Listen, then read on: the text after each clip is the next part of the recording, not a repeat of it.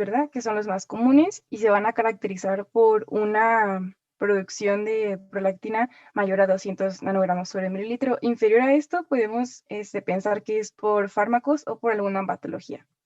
Por eso hay que descartar una causa medicamentosa.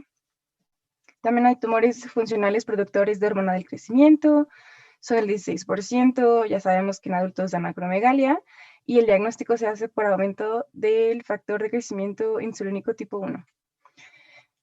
También hay de corticotropina, que nos van a dar el síndrome de Cushing, y se da más en mujeres. De tirotropina, que son los menos frecuentes, y van a aumentar la tiroxina, la triiodotiriona y la TSH. Y también va a haber de gonadotropinas. Dice que son raros y clínicamente van a ser silentes y que aumenta más la hormona luteinizante que la FSH. Y los tumores no funcionales pueden ser, suelen ser macroadenomas, pero no va a haber como tal tantos datos clínicos para como poder diagnosticarlo más que déficit visual o cefalea por alguna compresión, ¿no? El déficit visual del nervio óptico.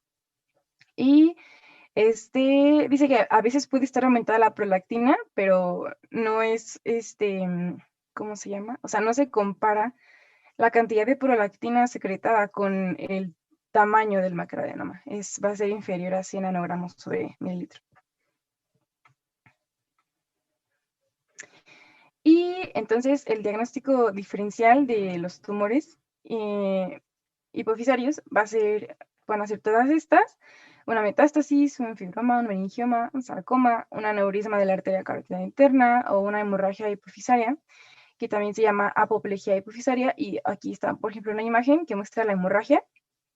Y pues, o sea, se confunde, ¿no? Podríamos pensar que hay un tumor, pero en realidad es una hemorragia.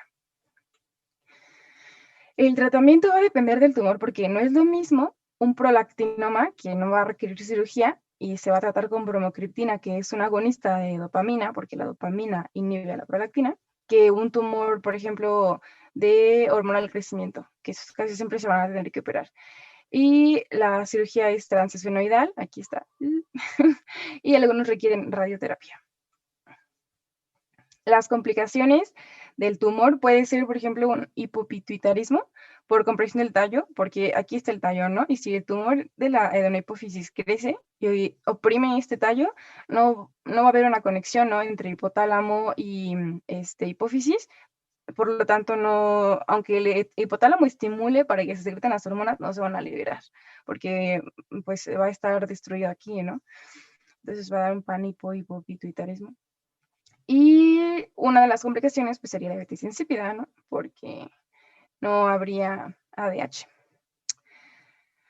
Ahora, hablando ya más en específico, bueno, ya vemos de la hipófisis, ahora de la médula espinal, ¿no? Los tumores.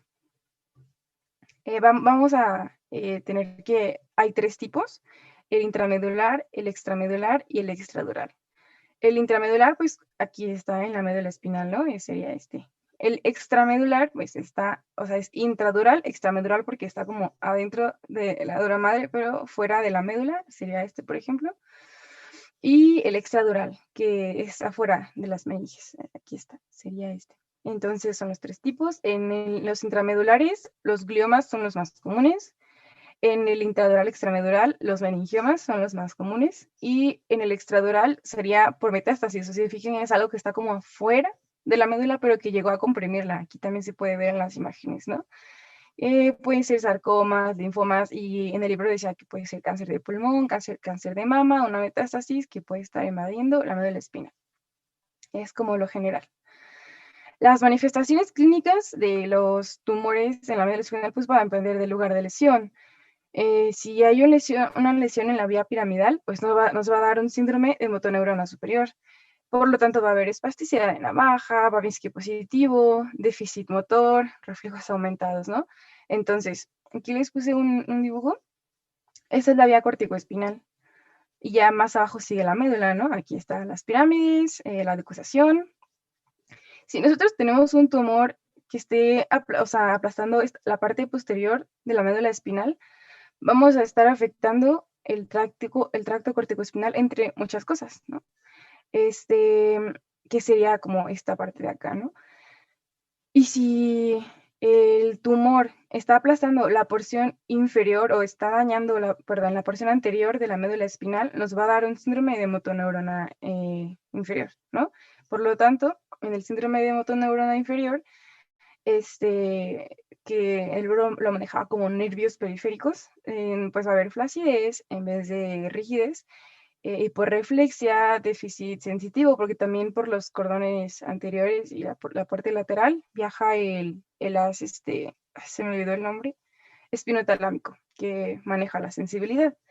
Entonces, por eso, o sea, no tenemos toda una lista de las manifestaciones clínicas porque pues en la médula espinal corren un buen de vías y dependiendo de qué vías esté afectando, podemos inferir dónde está el tumor y a qué nivel también, ¿no? Porque si está a nivel de la cola de caballo, pues nos va a dar otra sintomatología diferente. También puede ser mixto, o sea, así como puede afectar, déjenme el regreso, así como puede afectar la porción posterior y la anterior, pues también puede afectar ambas, ¿no? Entonces, en ese síndrome mixto, pues va a haber síntomas tanto de motoneurona superior como de motoneurona inferior. Y si, por ejemplo, el tumor está aplastando a partir de T3, las manifestaciones se van a ver a partir de ese lugar, un poquito más abajo, ¿no? Si está en T3, difícilmente nos va a afectar los brazos, ¿no? Entonces, para tenerlo bien en cuenta. Y, como les decía, en la cola de caballo, pues va a haber déficit motor, arreflexia, hipoestesia, la vejiga atónica o neurogénica, entre algunas cosas. Y el diagnóstico puede hacerse, pues ya sabemos, estudios de gabinete, o sea, una resonancia magnética con contraste, con gadolinio, para ver la vascularización, ¿no? Entonces, aquí tenemos una imagen de cómo será una resonancia magnética, una radiografía que no es como lo ideal, pero dicen que para el diagnóstico inicial y ver la extensión ósea del tumor. Entonces, pues aquí está una radiografía, una TAC, y así mediante reconstrucción 3D, ver el compromiso neural. Aquí, no sé si, o sea, en el dibujo marca algo, pero está muy chiquita la imagen como para poder verlo. Entonces, pues está como por ahí. Y en líquido cefalorraquídeo. La toma de muestra de líquido cefalorraquídeo dice que en la mayoría de los tumores, o bueno, en algunos tumores se van a elevar las proteínas en un 30%, por esto también es importante. Y la tomografía, ay, se me olvidó el nombre, la PET, por posición de electrones, algo así, también nos va a ayudar. Tipos histológicos. Ahora vamos a ver los diferentes tipos, o sea, de tumores en la médula espinal. Pueden ser los astrocitomas, que es el tumor más común en niños y tiene bajo grado de malignidad. Hay límites mal definidos, hay siringomielia y el tratamiento es quirúrgico. Aquí podemos ver una resonancia en T1 y en T2 y aquí está, es el que brilla. Así, si ven, se ve como más hiper denso, hiper intenso, se me olvidó, pero se ve más blanco, pues. Y el ependimoma también es otro tipo, son tumores bien encapsulados, como pueden ver aquí lo están como circulando. Son de lento crecimiento, son a nivel macroscópico, se ven como rojo violáceo y el tratamiento también es quirúrgico. Los meningiomas son los segundos más frecuentes, nos van a dar dolor. Bueno, de hecho casi todos los tumores nos van a dar dolor, pero pues aquí decía que tanto el astrocitoma como el meningioma dan mucho dolor. Hay inestabilidad de la marcha y tiene una alta recurrencia, o sea que una vez que ya se quitó, por ejemplo, a lo mejor va a volver a salir. Aquí está, no sé si alcancen a ver, si ven cómo está, o sea, viene la médula y la aplasta y otra vez, ¿no? Sigue. Ese es un meningioma. Y también hay schwannomas y neurofibromas, que estos son también los más frecuentes, y el segundo más frecuente pues es el meningioma, y se originan en las raíces sensitivas dorsales. Entonces vean también o sea, pues evidentemente hay un compromiso, ¿no? De la médula espinal. O sea, Yo no sé si por imagen hay algún método para decir, este es un schwannoma, este es un meningioma, o sea, la verdad no sé, pero pues bueno. Y por último tenemos las metástasis, que estas ya no son tumores propios de la médula espinal, pero la van a llegar a afectar. Dice que van a ser principalmente de mama, de pulmón, un linfoma o de riñón. Pueden causar compresión epidural y lesiones osteolíticas. Entonces, buscando la imagen, pues aquí se ve, o sea, no sé si se alcanza. Igual tampoco soy experta, ¿no? En neuroradiología. Y bueno, creo que ya es todo. Sí. Ay. Ok, vamos a pasar ahora a los tumores del sistema nervioso en la edad pediátrica, que como sabemos muchas cosas cambian en cuanto a la patología y el tratamiento en los niños. La que sigue, Ale. Bueno, los tumores del sistema nervioso son las segundas neoplasias más frecuentes en pediatría y generalmente derivan de elementos parenquimatosos. Un 52% de estos van a ser supratentoriales y el 47.8% van a ser infratentoriales. En los supratentoriales encontramos principalmente astrocitomas, craniofaringiomas y neuroectodérmicos primitivos. Y en los infratentoriales podemos encontrar meduloblastomas, astrocitomas, gliomas del tallo y ependimomas. Hay que seguirle. Bueno, el craniofaringioma es el tumor celular benigno más frecuente en la edad pediátrica. Generalmente se origina de restos embrionarios del conducto faringo-hipofisiario con un componente quístico que va a ser rico en colesterol y otro sólido que va a presentar calcificaciones.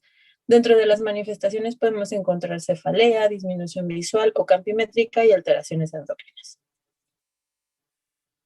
Para el diagnóstico y el tratamiento vamos a iniciar con una tomografía donde podemos observar una tumoración supracelular heterogénea con quistes y calcificaciones, como ya habíamos visto. Y en la resonancia magnética nos va a ayudar para evaluar el compromiso de las estructuras aledañas. También podemos solicitar potenciales visuales, una campimetría y obviamente un perfil hormonal. El tratamiento generalmente es cirugía y radioterapia, además de un tratamiento hormonal. Entonces, en la imagen podemos ver una resonancia magnética de encéfalo en un corte sagital, donde vemos una lesión supracelular que se extiende hasta el tercer ventrículo con hidrocefalea secundaria y este es correspondiente con un craniofaringioma. También podemos encontrar astrocitomas, como ya hemos visto. Las manifestaciones van a variar si este es supratentorial o infratentorial. En las supratentoriales podemos encontrar hipertensión endocraneal, alteración de los cambios visuales, crisis convulsivas y afección piramidal. Y en los infratentoriales va a estar caracterizado más por alteraciones cerebelosas, rigidez del cuello y síndrome de hipertensión intracraneal. Dentro del diagnóstico en ATAC vamos a apreciar una tumoración hipodensa con reforzamiento al aplicar contraste y en la resonancia magnética, dependiendo de la secuencia, puede ser una lesión hipointensa en T1 o hiperintensa en T2 y FLAIR. Y generalmente se aplica cirugía y radiación hiperfraccionada. El origen de estos tumores, el meduloblastoma es el tumor maligno del sistema nervioso más frecuente, obviamente en niños. Generalmente se origina del velo medular, vermis y el interior del cuarto ventrículo. Generalmente lo vamos a apreciar como pseudorosetas, como la imagen que vemos en la parte inferior. Y en las manifestaciones, en los niños pequeños a veces puede pasar desapercibido y únicamente inicia con cambios en el ciclo sueño-vigilia e irritabilidad hasta que cuando el tumor ya está más avanzado podemos encontrar ataxia. En escolares y adolescentes es un poco más sencillo de que tenga indicios al principio, con datos de hipertensión intracraneal, paresia del sexto par craneal, ataxia, dismetría y compresión medular. Bueno, en la TAC vamos a apreciar una tumoración hiperdensa en vermis del cerebelo con oclusión del cuarto ventrículo y obviamente dilatación del sistema ventricular, con zonas hipodensas que pueden ser de necrosis y calcificaciones. En la resonancia magnética ese tumor aparece hipointenso en T1 e hiperintenso en T2 y FLAIR. Y generalmente se aplica cirugía con resección y derivación de la hidrocefalia con quimioterapia o radioterapia de apoyo. Y bueno, aquí vemos una imagen de una resonancia magnética con una lesión en cerebelo que tiene un componente quístico y que está desplazando el tallo cerebral. Y también tenemos el ependimoma. Este generalmente se origina en el canal ependimario y las paredes ventriculares. Y este, a diferencia del anterior, se caracteriza histológicamente por rosetas ependimarias propiamente. igual va a variar sus manifestaciones si es infratentorial o supratentorial. Si es infratentorial, vamos a encontrar vómitos, afección del séptimo y octavo par craneal e hipertensión intracraneal. Y si es supratentorial, hipertensión intracraneal, hemiparesia, defectos campimétricos y crisis convulsivas. Bueno, en la ataxia aprecia esta lesión isodensa con poca captación del contraste y calcificaciones hasta en un 50%. Y la resonancia magnética nos va a permitir identificar el origen del tumor. En cuanto al tratamiento, casi como todos los anteriores, cirugía y radioterapia. A pesar de que tiene menor malignidad, este tumor tiene peor pronóstico porque puede tener recurrencia. Y bueno, aquí vemos un ATAC con un ependimoma en la fosa posterior. Se aprecia isodenso y está condicionando hidrocefalia. También hay calcificaciones. Y bueno, los gliomas del tallo en un 90% van a ser endofíticos, es decir, que crecen hacia la parte interna, y esto nos va a hablar de un alto grado de malignidad. El 10% de estos van a ser exofíticos. Dependiendo de la localización van a variar las manifestaciones. Si es en el mesencéfalo, podemos encontrar oftalmoparesia. Si es en el puente, afección del séptimo par craneal. Si es en el bulbo, alteración en la deglución, disfonía, fasciculaciones y atrofia lingual, además de manifestaciones piramidales. Aquí podemos realizar una biopsia por estereotaxia, aunque no siempre es posible. Y en la resonancia magnética se van a apreciar lesiones hipointensas en T1 e hiperintensas en T2 con un incremento del reforzamiento con el contraste. La cirugía es, o sea, se tiene que evaluar cada caso para ver si es posible y viable realizarla.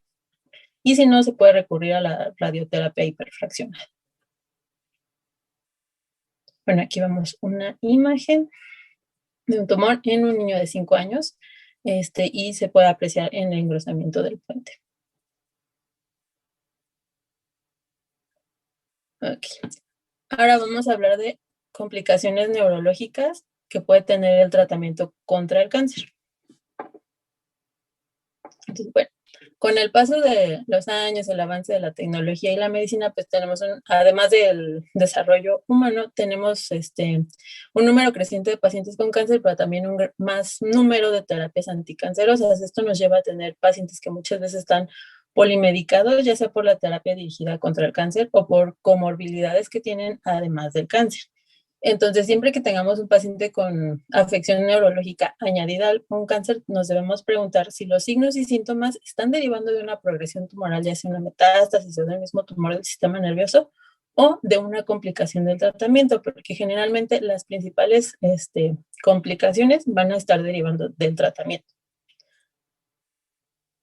Bueno, podemos tener complicaciones infecciosas donde el mecanismo predisponente va a ser la inmunosupresión. Generalmente son síntomas vagos o datos indirectos de disfunción del sistema nervioso, como somnolencia, confusión. La triada clásica de una infección de cefalea, fiebre y rigidez del cuello solamente se presenta en un 5% debido a la inmunosupresión.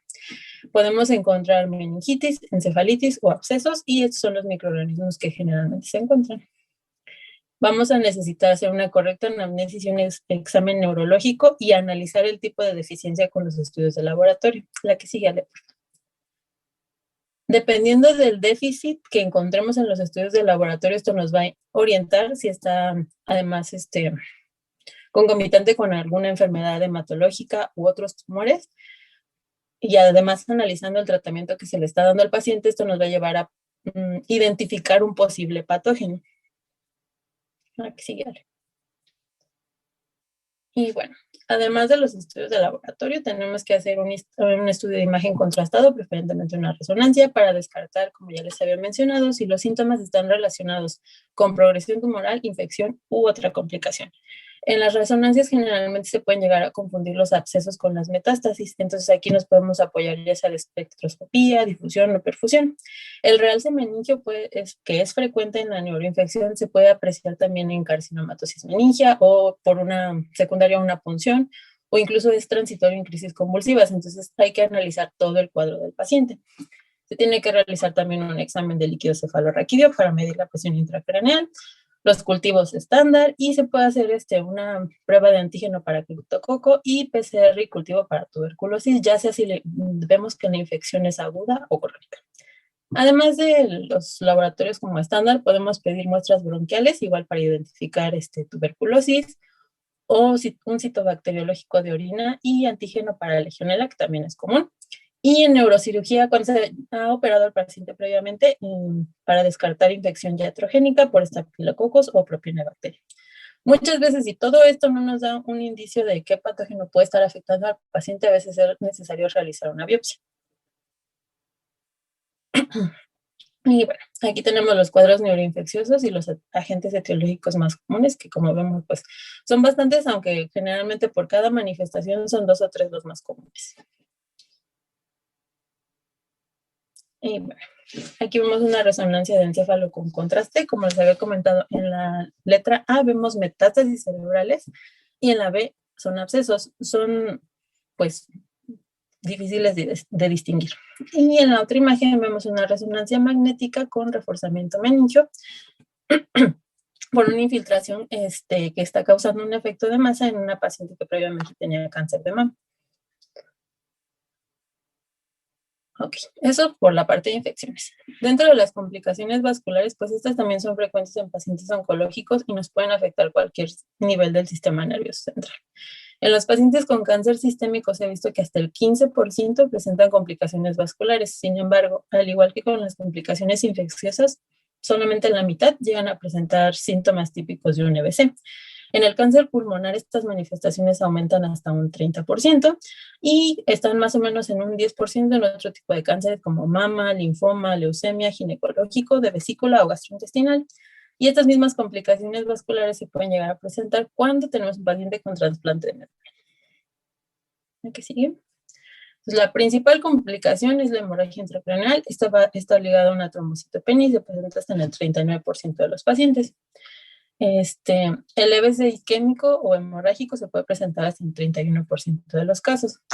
¿Qué lo va a estar originando? Generalmente alteraciones en la coagulación, que son diversas en los pacientes. De estas, la más representativa es la coagulación intravascular diseminada y la podemos encontrar en leucemia aguda promielocítica o en cáncer de mama. El EBC hemorrágico generalmente está ligado a trombocitopenia en una leucemia aguda y esto se ha llegado a presentar incluso en pacientes que ya aparentemente terminaron su tratamiento con quimioterapia. Todas las neoplasias además nos van a estar condicionando un estado protrombótico, generalmente la leucemia, el linfoma y los tumores sólidos. Y finalmente la hemorragia intraparenquimatosa es más común en metástasis de melanoma, coriocarcinoma, cáncer cutáneo, renal o gliomas malignos. Y bueno, también podemos presentar complicaciones iatrogénicas. Estas generalmente pensamos en iatrogénico como negligencia, pero no, es todo aquello derivado del propio tratamiento oncológico. Y va desde coma, encefalopatía aguda, alteraciones del humor y el comportamiento, que es bastante frecuente, cefalea, crisis convulsivas, estados pseudodemenciales, alteraciones visuales, esto por una ceguera cortical, mielopatía o neuropatía periférica y craneal, o algunos síndromes como extrapiramidal, cerebroso y millo. Aquí sigue, ¿no? Y bueno, entonces dentro de estas complicaciones, hablando de la quimioterapia, nos va a condicionar complicaciones mayormente en el sistema nervioso periférico, son las más comunes, y van desde afección axonal o desmielinizante con síntomas sensitivos, motores, disautonómicos o mixtos. Y aquí les puse los principales fármacos, el daño que pueden llegar a generar y el tipo de neuropatía que vamos a encontrar. Y si ven los porcentajes, pues la verdad es un porcentaje alto que puede presentar complicaciones derivadas de la quimioterapia. El que sigue. Además, podemos encontrar complicaciones de la quimioterapia en el sistema nervioso central, como encefalopatía, focalización o crisis convulsivas, y estos son los medicamentos que nos generan cada uno de los cuadros. Finalmente, las complicaciones derivadas de la radioterapia las vamos a dividir en fase aguda, subaguda y tardía. La fase aguda engloba las primeras semanas y puede presentarse encefalopatía aguda por edema, cefalea, náuseas o vómito, incluso somnolencia. Y de primera instancia podemos encontrar una sintomatología agravada, o sea, lo que ya tenía el paciente se exacerba en las primeras semanas cuando se inicia el tratamiento. En la fase subaguda, que va del mes hasta los 6 meses más o menos, encontramos dos complicaciones principalmente. La encefalopatía subaguda, que igual no es tanto el empeoramiento de los síntomas, sino más bien en la imagen, pero no nos va a repercutir clínicamente. También podemos encontrar cefalea, estupor, déficit neurológico o cognitivo, cambios de personalidad y daño en la sustancia blanca. Ya que muchas veces, aunque tratemos de que la radioterapia sea dirigida, pues sí puede llegar a afectar tejido sano. También podemos encontrar radionecrosis, que es aumento de la toma de contraste en el lecho quirúrgico o tumoral de 2 a 3 meses posterior, generando deterioro neurológico. Aquí es necesario realizar un diagnóstico diferencial si la radionecrosis es derivada del tratamiento o si es una progresión tumoral. Y en la fase tardía, que son más de 6 meses, pues las manifestaciones pueden ser variables y generalmente se presentan lesiones desmielinizantes o vasculares, y en los casos extremos puede haber necrosis.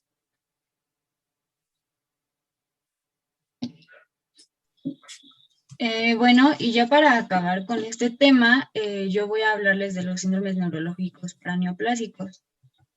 La siguiente, por favor. Bueno, entonces estos síndromes los podemos denominar como un efecto remoto del cáncer. Entonces, su definición es que son complicaciones neurológicas donde no hay una explicación metastásica, infecciosa, vascular, metabólica, o que no están asociados al tratamiento antitumoral. En realidad no se tiene un registro exacto de los casos que hay, debido a que estos síndromes son bastante heterogéneos. Entonces, se menciona que puede tener una incidencia menor al 0.1% en los pacientes con cáncer, y pues la mayoría de estos síndromes afectan el sistema neuromuscular. Donde se asocia comúnmente, por ejemplo, al cáncer de pulmón, al timoma y pues a las discrasias de células sanguíneas. La siguiente, por favor. Entonces, bueno, hay diversas teorías sobre el origen de estos síndromes. Entonces, entre ellas se dice que, por ejemplo, el tumor puede estar produciendo ciertas sustancias tóxicas que está afectando al sistema nervioso. También puede ser alguna competencia por un nutriente entre el sistema nervioso y el tumor. También se menciona sobre que hay una cierta inmunosupresión en este paciente. Eso hace que un agente oportunista pues lo infecte y entonces pues ataque a su sistema nervioso. Y por último está la teoría como más sustentada y más aceptada, que es la teoría autoinmunitaria, donde aquí se encontraron anticuerpos antineurales, y entonces aquí lo que pasa es que hay un mimetismo celular. Las células tumorales, tanto como las células del sistema nervioso central, tienen epitopos similares. Entonces esto hace que al momento de que el sistema inmune va a atacar al tumor, ya que reconoce a este epítopo, pues en su camino pues también confunde a las células del sistema nervioso como si fueran también células tumorales, entonces pues las ataca. La siguiente, por favor. Entonces, bueno, estos síndromes van a tener diversas características en general. Y bueno, una de ellas es de que estos pueden afectar a cualquier parte del sistema nervioso. También a que normalmente van a preceder al cáncer. Es muy común que los pacientes empiecen a tener síntomas neurológicos y meses o incluso años después se encuentre que en realidad esto era debido a un cáncer. También se dice que los síntomas graves de este síndrome paraneoplásico en realidad no son proporcionales como al tamaño del tumor. Normalmente pueden ser tumores pequeños y pues las manifestaciones del síndrome paraneoplásico pues se manifiestan muy graves. También, no, todavía falta. También se puede, bueno, también se dice que hay un daño neuronal irreversible y que, por ejemplo, no hay alguna otra explicación aquí más que la autoinmunitaria. Entonces, por último, aquí lo que pasa es que también al momento de detectarse el cáncer y ya que se empieza a tratar, los síntomas ya dejan de progresar y entonces mejoran, y pues ya así normalmente se dan cuenta de que pues sí estaba muy asociada al cáncer. La siguiente, por favor. Bueno, esta es una tablita que está en el libro donde vienen pues los anticuerpos que se han encontrado y pues el tipo de tumor asociado que se puede encontrar y también los síndromes neurológicos que pueden presentar. Entonces, uno que se menciona demasiado es el anticuerpo HU, que bueno, está asociado con el cáncer de pulmón de células pequeñas. Y, por ejemplo, uno de los síndromes neurológicos que puede presentar es encefalomielitis o, por ejemplo, la neuropatía sensitiva. La siguiente, por favor. Bueno, aquí está la continuación de la tablita. La siguiente. Y bueno, hay ciertos criterios diagnósticos. Entonces, los dividen a los síndromes como una enfermedad paraneoplásica definitiva o una enfermedad paraneoplásica posible. Entonces, bueno, dentro de las posibilidades de una enfermedad paraneoplásica definitiva está, por ejemplo, la presentación de un síndrome clásico, donde hay un diagnóstico de cáncer dentro de los primeros 5 años del desarrollo de los síntomas neurológicos. También puede ser un síndrome de presentación no clásica y pues tienen manifestaciones que se resuelven después del tratamiento de cáncer y pues tampoco aquí se usa inmunoterapia coadyuvante. También se puede presentar en un síndrome también de característica no clásica, en donde se diagnostican dentro de los 5 primeros años del desarrollo de los síntomas neurológicos los anticuerpos neurales positivos. Y bueno, también puede ser un síndrome neurológico, ya sea clásico o no clásico, en donde no hay un diagnóstico como tal de cáncer, pero sí se encontraron anticuerpos antineuronales. Ya por otro lado, la enfermedad posible se puede presentar como un síndrome clásico. Hay ausencia de anticuerpos antineurales, pero sí tiene el paciente un alto riesgo para el desarrollo de neoplasias.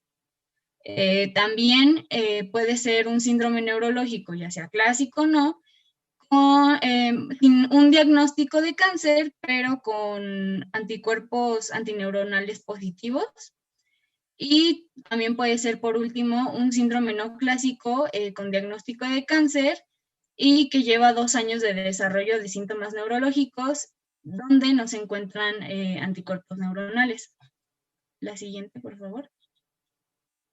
Y bueno, aquí les puse en esta tablita ya como cuáles son los síndromes clásicos y los no clásicos. Entonces, por ejemplo, a nivel de cerebro, nervios craneales y retina, podemos tener la degeneración cerebelosa, la encefalitis límbica, encefalomielitis, clonos, en la unión neuromuscular, el síndrome miasténico de Lambert-Eaton, y a nivel de nervios o los músculos periféricos puede haber alguna neuropatía sensitiva o, por ejemplo, de la dermatomiositis, que ahorita vamos a hablar más adelante de esos. La siguiente, por favor. Y bueno, esta es otra tablita donde también se menciona como, pues, cuáles son los síndromes clásicos y los no clásicos, que ya se los mencioné. La siguiente. Okay. Bueno, entonces ahora sí ya entrando a los síndromes de presentación clásica, entre ellos está la encefalomielitis. Entonces, bueno, aquí lo que pasa es que hay una afección simultánea a más de un área del sistema nervioso. Entonces, aquí los síntomas pueden predominar de acuerdo a si cierta área está más afectada que otra o en realidad pueden presentarse como todos combinados. Y se puede afectar tanto el hipocampo como el hipotálamo, el cerebelo, la médula, el ganglio de la raíz dorsal, el músculo, etcétera, ¿no? Y aquí se encuentra normalmente anticuerpos HU, que estos, como ya se los mencioné, están muy relacionados con el cáncer de células, el cáncer pulmonar de células pequeñas. Bueno, también está la otra presentación del síndrome clínico, del síndrome clásico, que es la encefalitis límbica. Entonces, puede tener una aparición subaguda y aquí lo que pasa es que hay una disminución de memoria a corto plazo. Puede también el paciente presentar cierta depresión o alucinaciones y normalmente se encuentra asociado también a cáncer de pulmón, donde se puede encontrar el anticuerpo HU o a un cáncer de testículo donde se encuentra el anticuerpo MA2. La siguiente, por favor. Bueno, entonces ahora pasando a otro síndrome, que es la degeneración cerebelosa. Esta se puede desarrollar dentro de horas hasta días.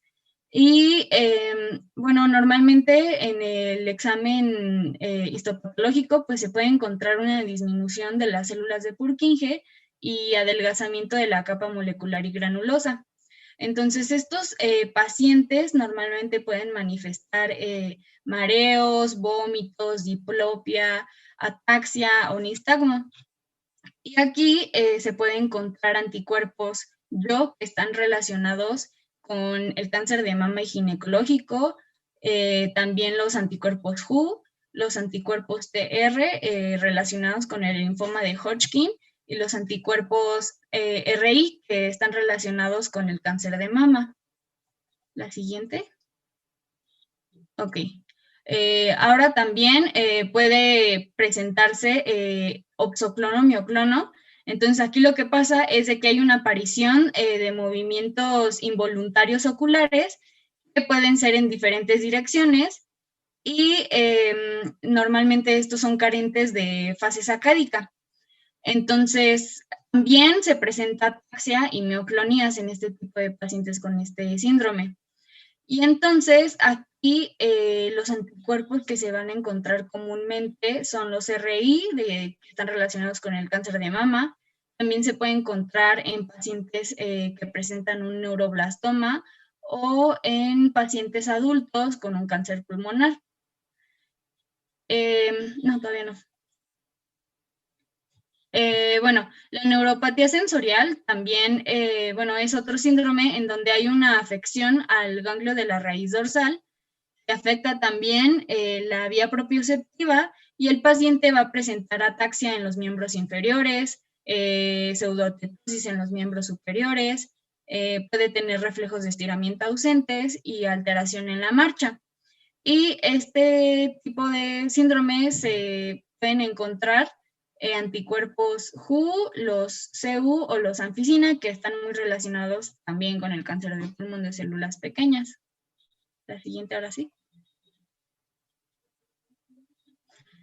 También podemos encontrar el síndrome miasténico de Eaton-Lambert, que aquí ya es una afección a nivel de la placa neuromuscular. Y pues lo que pasa es de que se crean anticuerpos contra los canales de calcio dependientes de voltaje. Y entonces esto hace que se bloquee la liberación presináptica de acetilcolina. Entonces estos pacientes pues van a presentar, debido a esto, debilidad, pueden presentar reflejos abulidos o disminuidos y ciertas manifestaciones autonómicas como por ejemplo boca seca, visión borrosa, también problemas urinarios, ortostatismo o incluso constipación.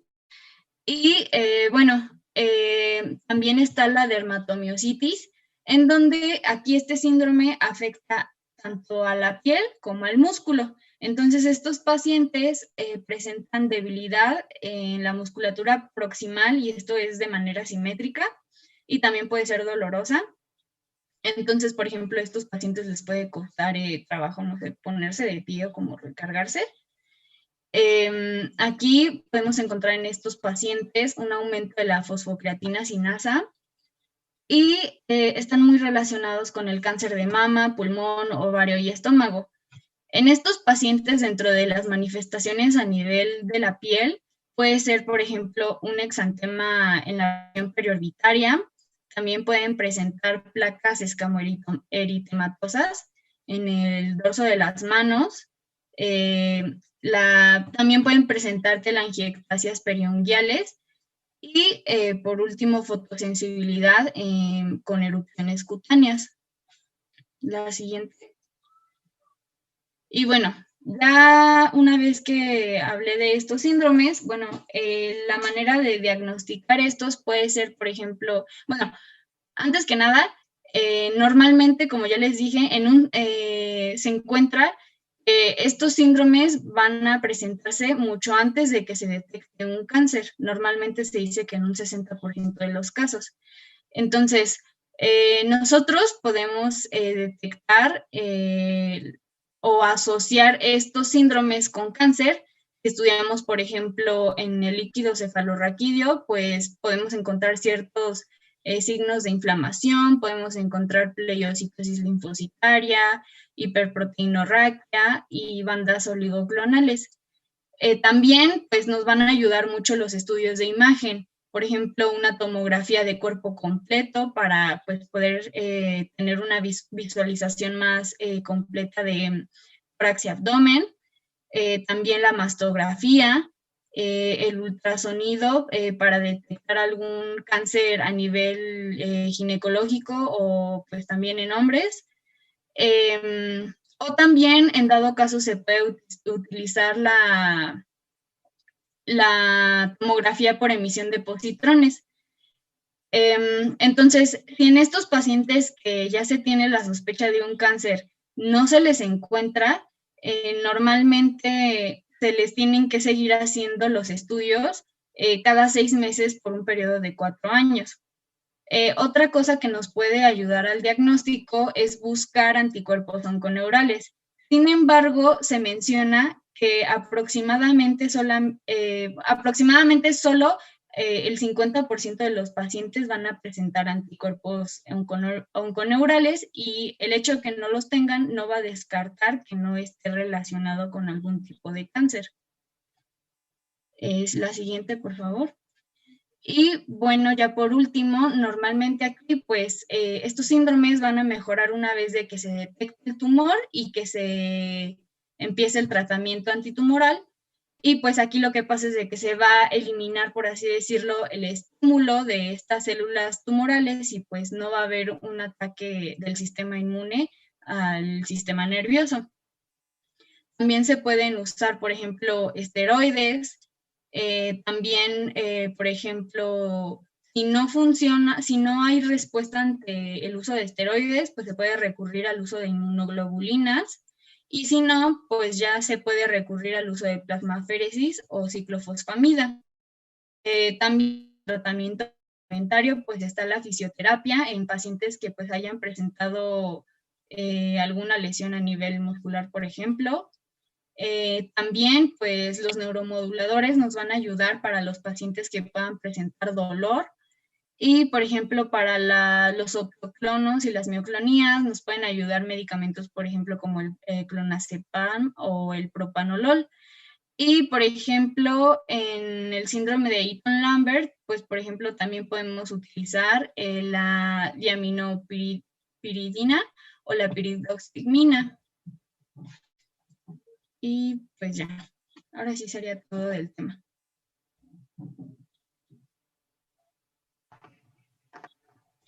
Bien, preguntas ahí para sus compañeras que presentaron, ¿no tienen? A ver si me pueden hacer favor de mandarme la presentación. Claro, doctor. Para...